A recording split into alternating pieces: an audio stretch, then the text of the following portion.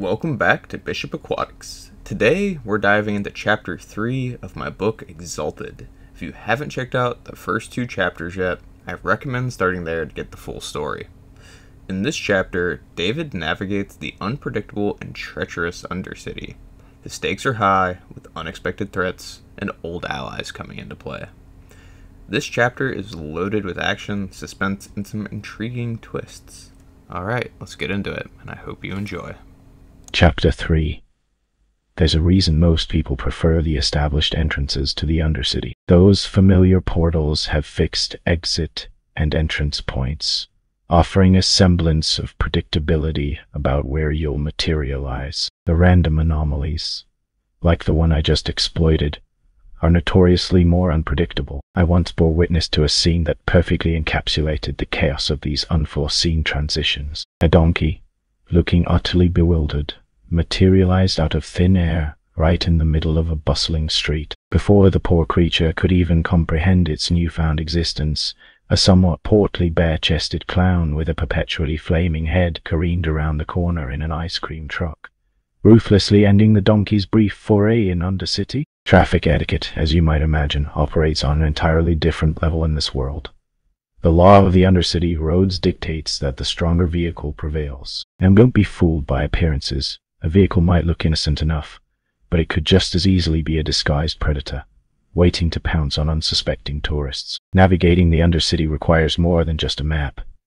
It demands a healthy dose of skepticism, a keen sense, ready for the unexpected. As I tumble through the void, I can't help but wonder if I'll find myself in a similar predicament as that donkey, or perhaps worse. Oh, the joys of spontaneous transportation to the Undercity.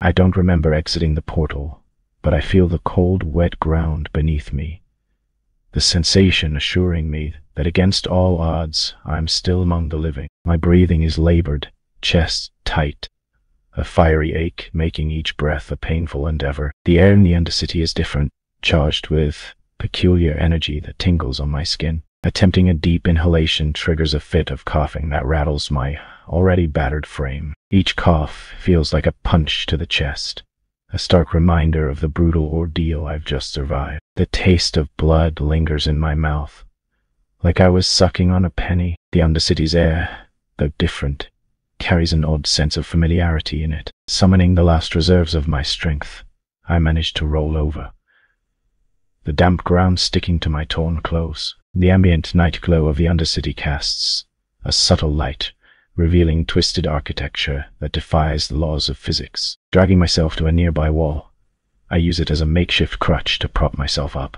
The surface is cool to the touch, a stark contrast to the feverish heat radiating from my body. The wall itself seems to respond to my presence, its texture shifting as if to offer a modicum of comfort. As I lean against the structure, the faint shuffle of distant footsteps, accompanied by indistinct murmurs, reach my ears. The Undercity's denizens, diverse in form and nature, move about their daily lives. Some cast curious glances my way, while others continue their activities with an otherworldly nonchalance. Assessing my immediate surroundings becomes a priority. The alleyway I find myself in is a convergence of shadows cast by muted lamplight, the rain falling in a gentle, relentless drizzle. The air carries tantalizing scents, aromas of meat sizzling on unseen grills, spices whose names dance on the edge of my addled senses. My head throbs with a persistent fuzziness, likely the sign of a light concussion. Fantastic! The dampness of the alley seeps through my clothes, the cold clinging to my skin, an unshakable chill sapping the heat I felt earlier. As I slowly rise to my feet, the cobblestone ground beneath me is uneven, worn by the countless steps that have tread upon it. The buildings on either side of the alley soar upward, their architecture an eclectic mix of styles and materials. Strange symbols are etched into the brickwork, their meanings escaping my foggy recollection. The raindrops create a percussion against the surfaces, a natural melody that accompanies the ambient sounds of distant conversations and footsteps through the side streets. I stagger forward, my footsteps blending with the soundscape of the Undercity. The alley opens into a broader thoroughfare, revealing glimpses of bustling activity. Vendors peddle their wares, exotic fruits with hues unseen on Earth, shimmering crystals that emit a soft glow, curious trinkets whose purposes remain a mystery. Taking stock of the situation, I remind myself that I've just endured a thorough beating from God knows what. Now I've returned to the Undercity. Priority 1. Figure out where I am. Grimacing with each step, I make my way to the end of the alley, piecing together fragments of recognition in the labyrinth of my memories. And then it hits me.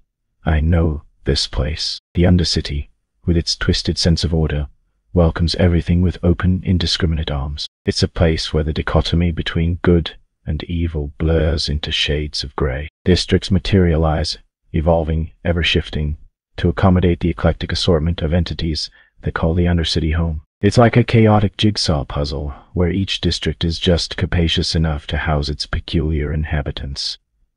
However, don't be fooled, these districts are not on friendly terms. Picture this: attempting to broker peace talks between the blessed knights of the Latter-day Saints and the cult of clowns who see Cthulhu. Good luck with that. After all, who likes clowns? When the chaos gets a bit too unmanageable, the Council of Nine steps in, attempting to restore a semblance of equilibrium. In the Undercity you can find anything you desire, provided you're willing to navigate the convoluted fine print. It exists as a realm for both virtuous and malevolent forces, its purpose shrouded in mystery. Some believe it's a cosmic experiment, a series of soul-testing trials for those who dare. I spot Chen's Den, a place that transcends the mere label of a drug house. It's not just an establishment. It's a refuge for those who have exhausted the pleasures of the mundane, seeking the exhilarating high that nothing else can provide. When you've reached the point of not caring what substance you ingest, as long as it promises a thrill that transcends the ordinary, Chen's is your destination of choice. Chen himself, a connoisseur of narcotics from alternate realities, has proudly displayed the weekly special on a sign adorned with blinding neon letters. Radioactive opium made from fresh Neptunians. The atmosphere around Chen's is a peculiar blend of desperation and hedonism. The flickering neon lights cast surreal shadows on the rain-soaked pavement, creating an otherworldly ambience. The entrance, marked by a slightly ajar door, invites both the curious and the lost into its dimly lit interior. As I approach, a distant thump of bass muffled the sounds of ecstasy seeping through the cracks, hinting at the kind experiences awaiting those who dare to enter. The type of people that find themselves in Chen's are either unwilling or unable to seek help, quickly finding themselves ensnared in a downward spiral, hurtling towards a singular destiny. It's just another day in the Undercity, where the extraordinary is mundane. Souls are traded to be spent like currency. I'm acutely aware of my location now, the familiarity of Chen's calling to something deep within me, my body battered, broken, demanding attention. The toll from my recent ordeal was evident, survival in this state becoming an urgent matter. Yet amidst the twisted allure of Chen's Den, I feel a pull, a beckoning towards a different kind of healing. I hesitate a second longer, pulling myself away before I could be tempted anymore. There's only one place I can find real help, the sanctum of the one healer in the Undercity I know. I make a deliberate right turn, each step a slow shuffle down the rain-soaked street, the cityscape unfolding before me, a scene of flickering lights bustling full of life where shadows always danced at the periphery of your vision. I purposefully avoid eye contact with the various street hawkers enthusiastically peddling their wares. I have no intention of broadcasting my return just yet, preferring the cloak of anonymity for now. Navigating the ever-shifting landscape of the Undercity is akin to finding a needle in a haystack if the haystack were in a perpetual state of flux. There are no maps because there are no fixed locations. Everything in the Undercity has a transient existence. Once something loses its relevance, it simply disappears, making way for the next peculiar spectacle. I vividly recall the day my cherished donut shop vanished, replaced by a K-pop idol lounge, dedicated to bands that never existed in our timeline. A somber day for the world of deep-fried dough. However, some places have stubbornly clung to their spots, developing a personality, one with attitude, steadfastly refusing to budge for anyone or anything. There it is, exactly what I've been searching for. The Acadian Refuge. The building stands proudly, a magnificent structure, crafted from glistening, polished oak wood. Many speculate the building was grown into its shape, rather than built or assembled. This is where I'll find Evangeline, the druid renowned for her mastery of medicinal magic. In the Undercity, establishing trust with a medical professional is imperative if you wish to wake up with the correct number of appendages. I push open the door. Stepping inside, the interior defies logic. The building, though modest in size externally, unfolds into a vast space within, many times larger than its outward appearance. This is the Undercity's way of accommodating everything that needs to exist. Inside, instead of the interior of a building, is a primeval forest that sprawls before me, with ancient pines and hemlocks that murmur secrets. Rocks are carpeted in soft moss. The air carries the sweet scent of blooming flowers. Creatures of all kinds go about their business, indifferent to my presence. I feel my energy waning. I won't be able to go much further, much less explore the woods. Summoning the last reserves of my strength, I call out, "Evangeline, if you're here, I need your help." The moment the words escape my lips, a wave of fatigue crashes over me, draining away the remnants of my energy. The forest starts to blur, tilting sideways, the ground rising to meet me. As I surrender myself to the exhaustion, I see a hawk circling high in the air, catching the sunlight. Amidst a swirling haze of mental confusion and bone-deep exhaustion, a voice echoed from the depths of my disoriented consciousness. "David? David, what in the hell happened to you? Hold on, we'll get you fixed up. Just hang in there." The words, tinged with an unmistakable urgency, claw their way through the fog in my mind. Everything feels distant, a dreamlike murmur lingering on the fringes of comprehension. Why does reality seem so elusive? The answers elude me, slipping through my grasp like whispers in the wind. Can't they just let me drift into the soothing embrace of unconsciousness? Yet, a persistent force yanks me from the brink, a tenacious tug on my shirt. Someone is flipping me over. The sudden shift brings a fresh, searing pain coursing through my body, a visceral reminder of existence. It starts from my chest, a white-hot surge that travels down to my very toes. My eyes snap open, gulping in air like a drowning man finding the surface. "Thank God," a hoarse voice murmurs, as my senses slowly sharpen. I see Evangeline, her face etched with panic. "What the hell, David? Haven't heard from you in years. Now you show up here on death's door, talking to me telepathically." It was so damn loud. I didn't even recognize the voice just where it wanted me to go. The onslaught of information is too much, a barrage assaulting my fragile consciousness. I vaguely recall the sanctuary of the Acadian Refuge, but the events that followed are a turbulent blur. My throat felt raw.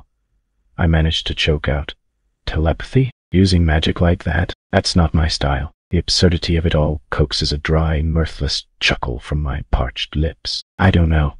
It hit me like a psychic freight train," she whispers, glancing down. My shirt is gone, revealing a needle protruding from my chest. She follows my gaze, explaining with a sympathetic lilt, "You weren't breathing when I found you. Thought you were a goner. I had to reinflate your lung. It had collapsed. Then I used magic to shove air back in and close the hole. It drained me." Her eyes, pools of empathy, shift to my shoulders. "I'll have to stitch your other wounds. I tried magic, but your body seemed to refuse it, like something's holding it back." "Do it, Eva," I manage, gratitude hopefully pushing through the exhaustion in my words. She hands me the remnants of my shirt, which I roll into a ball to bite down on. Once positioned, she began the process of sewing me back together. The tugging pull of the needle through my flesh is strangely comforting, a grim ebb and flow to the pain. As she works, I catch glimpses of the forest around us, the animals going about their business, as if my injuries were just another part of the natural order. I can't help but marvel at the strange blend of magic in the Undercity. An hour later, as I emerge from Eva's makeshift healing sanctuary, she issues a final warning. "That's the best I can do, David. You really need to rest. This could turn bad if you don't."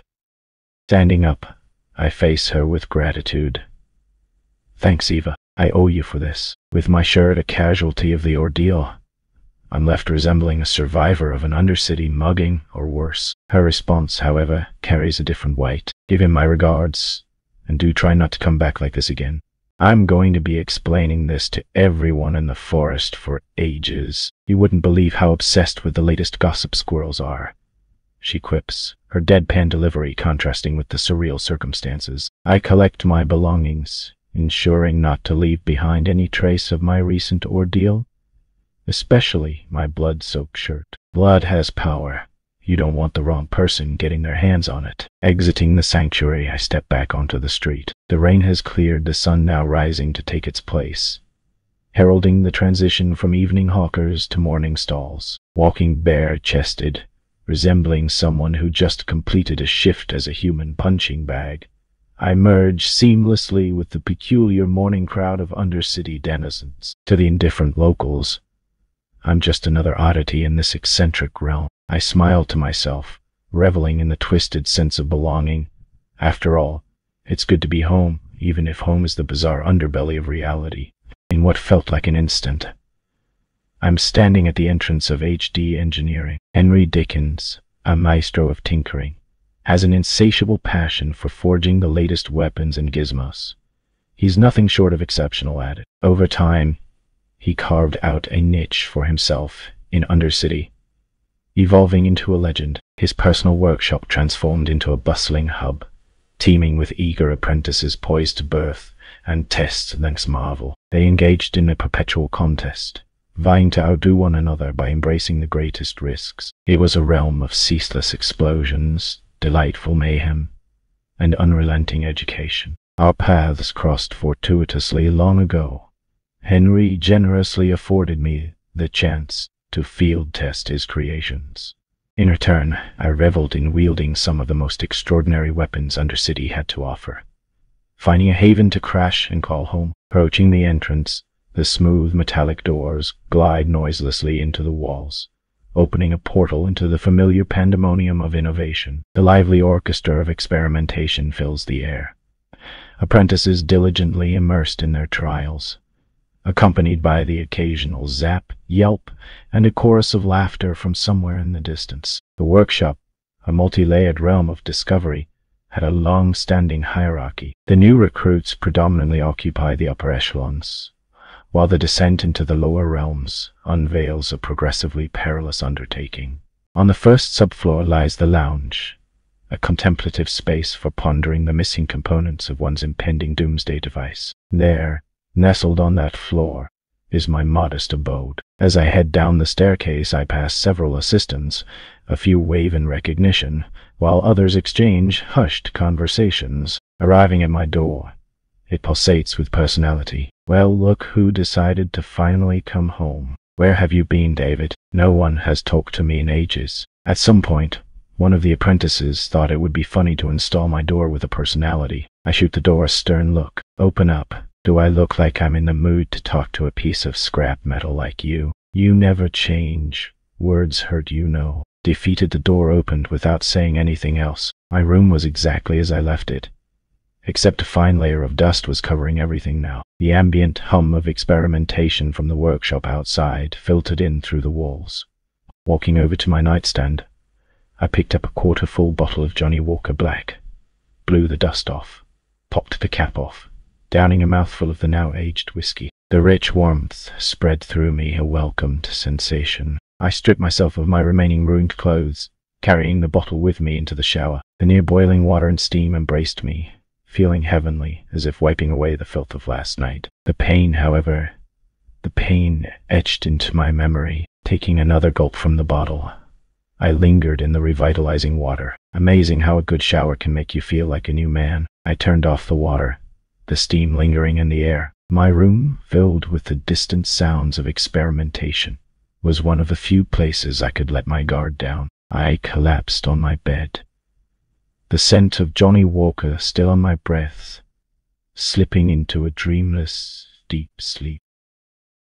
There are two things on my mind the next morning: caffeine and answers. Forcing myself out of bed, I rummage through my old clothes for something acceptable. I decide to settle for a pair of well-worn jeans, boots, and the least wrinkled black shirt I have.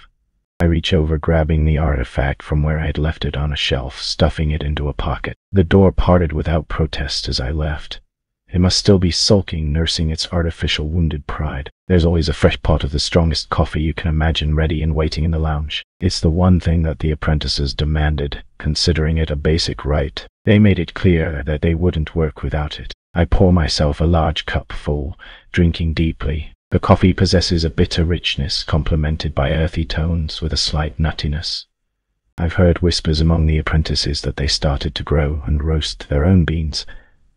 At some point, a safely guarded secret among them. Henry's office, or workshop rather, is on the lowest level. This is his personal space, where he crafts the newest, the best of what Undercity engineering has to offer. It's a realm of perpetual motion, an arena where the limits of innovation are pushed to their extreme. Henry has 2 personal assistants, who also happen to be the head apprentices. They assist Henry directly, gaining invaluable insights into the realm of inventive madness that permeates HD engineering.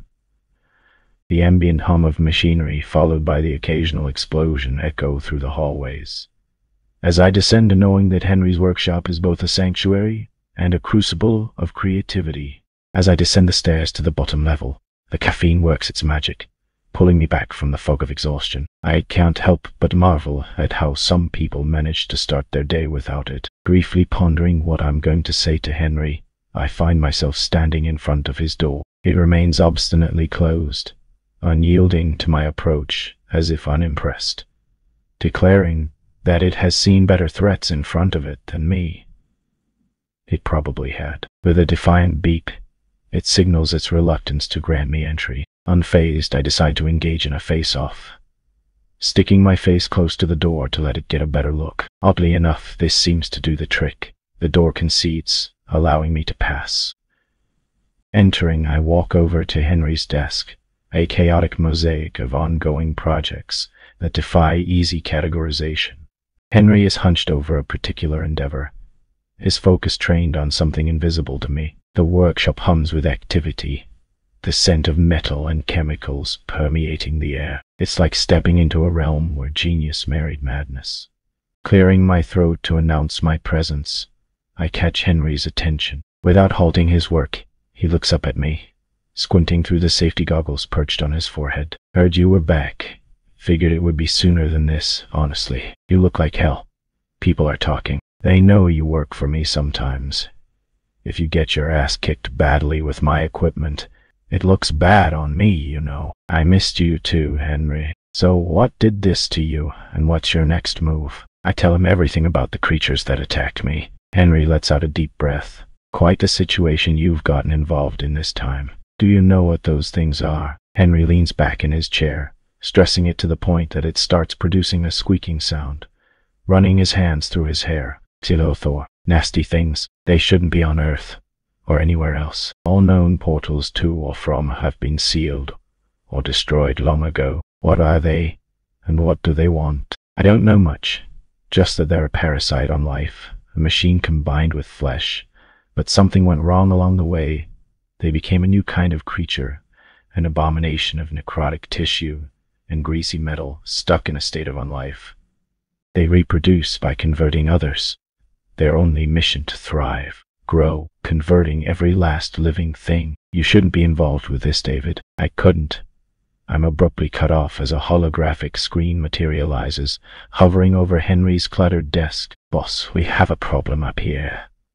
Some really creepy shit is trying to break in. The worried voice of an apprentice competes with blaring alarms in the background. Someone turn those damn things off, yells one of the more collected apprentices. Amidst the chaos, another voice I recognize as one of the head apprentices takes charge, coordinating the newer apprentices. Get to your posts and grab your latest inventions. Someone is offering to be a test subject.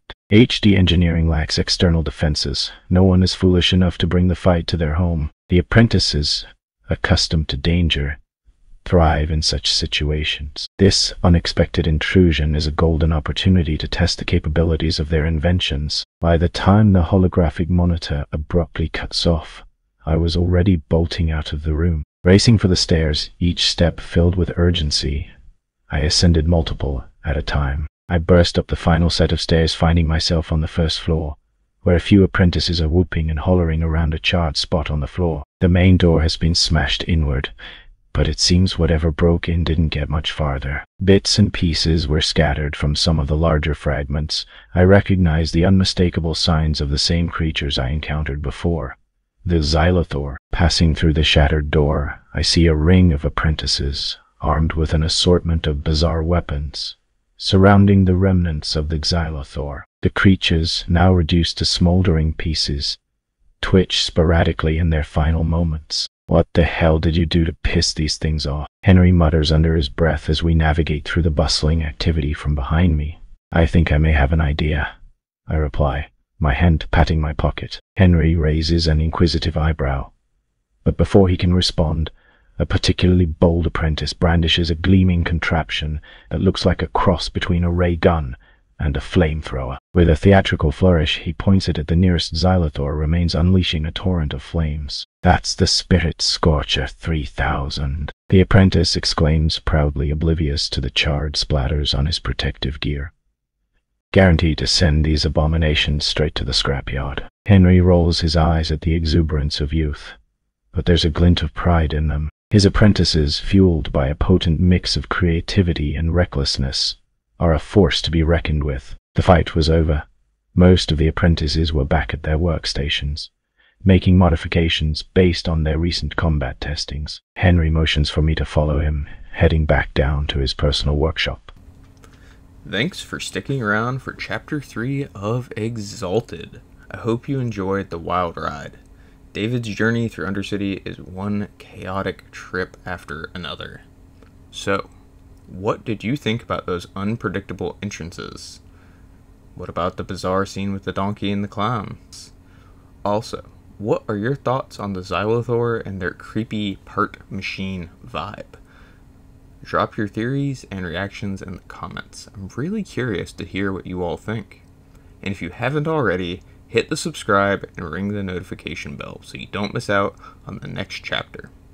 Got a question about the book or my writing process? Fire away. I love chatting with you all. Thanks again for tuning in, and I'll catch you in the next time on Bishop Aquatics. God bless you all.